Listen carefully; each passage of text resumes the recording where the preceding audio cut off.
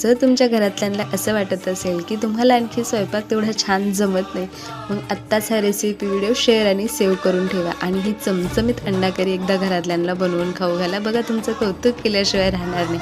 त्यासाठी काय करायचं ना, सगळ्यात आधी गॅसवर कढई गरम करण्यासाठी ठेवली. त्यामध्ये 2 ग्लास पाणी घातलं आणि 7 ते 8 अंडे मी शिजवून घेतलेले होते. त्यानंतर अंड्याची साल काढून त्याचे 2 भाग करून घेतले. पुन्हा गॅसवर लोखंडी तवा गरम करण्यासाठी ठेवला. त्यामध्ये अर्धी वाटी खोबरं भाजून घेतलं. त्यानंतर 1 चमचा पांढरे तीळ, 1 चमचा धणे देखील व्यवस्थित असे भाजून घेतले. छोट्या आकाराचे 2 कांदेसुद्धा छान असे खरपूस तांबूस रंगावरती भाजून घेतले. यामध्ये 5-6 लसणाच्या पाकळ्या आणि अर्धा इंच आलं देखील घातलं. थोडीशी कोथिंबीर घातली. हे सगळं वाटण काढून थंड करून त्यानंतर मिक्सरच्या भांड्यामध्ये वाटून घेतलं.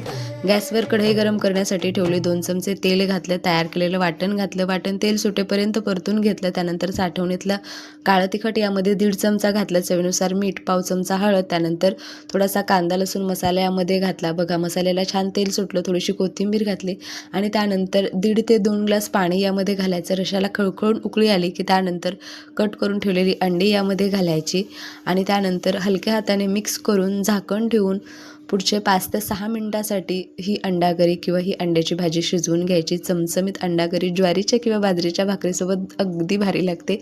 तुम्हाला रेसिपी कशी वाटली ते कमेंट करून सांगा. बाय.